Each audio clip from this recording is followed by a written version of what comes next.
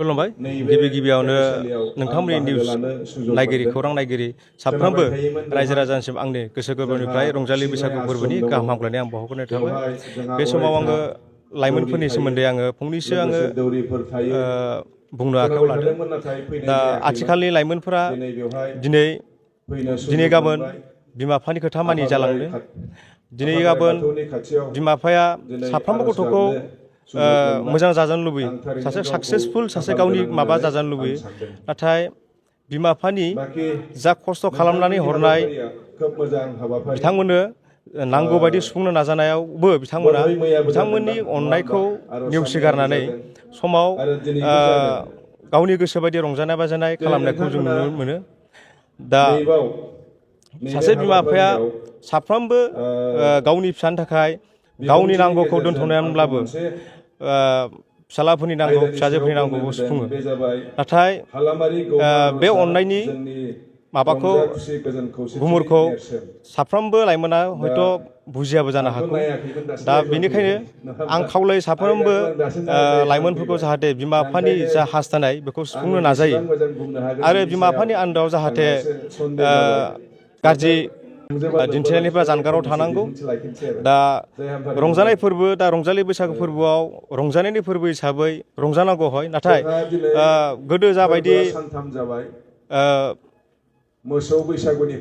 लोंनानै जानानै आब्रुथि गैयै रंजायोमोन, बेखौ जों फोसाबनानै दायो जोङो सोद्रोमसि गोनां आखुथायजों जोङो रंजालि फोरबोखौ जोङो फालिनांगौ।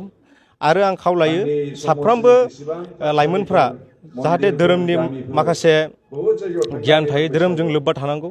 धोरोमजों लोब्बा थायोब्ला सासे लाइमोना इसोरखौ जुदि गनायोब्ला बिथांनि गोसोआव हयथ' माबा मोनसे इसोरखौ फोथायनाय गिनाय थायो आरो गिनाय थायोब्लानो बिथाङा गाज्रि खामानि मावनायनिफ्राय जानगाराव थायो।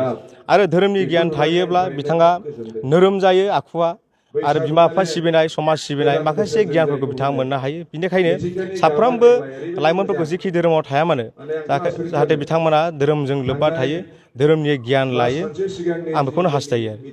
दिनैनि लाइमोना गाबोननि गावबो सासे दिथागिरि जाहैगोन, सासे बिमा बा बिफा जाहैगोन। नाथाय बिथाङा बे समाव बिमा बिफानि खस्थ'खौ मिथियालाबासिनो गावनि लुबैनाय बायदि, गावनि गोसोआ थिननाय बायदि बिमा बिफानिफ्राय दामि दामि मबाइल, दामि दामि गारि आरो नांगौ बायदि फैसा लानानै बायदिसिना पिकनिक स्पट रिजर्टफ्राव थांनानै रंजानाय बाजानाय खालामनानै गावनि बेसेन गोसा समखौ आद्रि खालामोब्ला बिथांमोना हयथ' निस्सय उनाव उनदाहा खालामनो गोनां जागोन।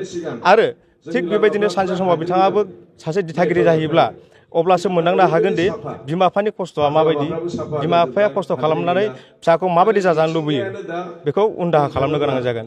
दा बेनिखायनो सम थासेयावनो जाहाथे मोजां लामा लानो हायो, सोलोंथायाव गोसो होयो आरो बिमा बिफानि जा दुखु दाहा बेयाव साफ्रोमबो लाइमोनफ्रा बाहागो लाफानांगौ। अब्लासो इयुनाव सासे मोजां नोगोरारि सासे सुबुं जानो हागोन।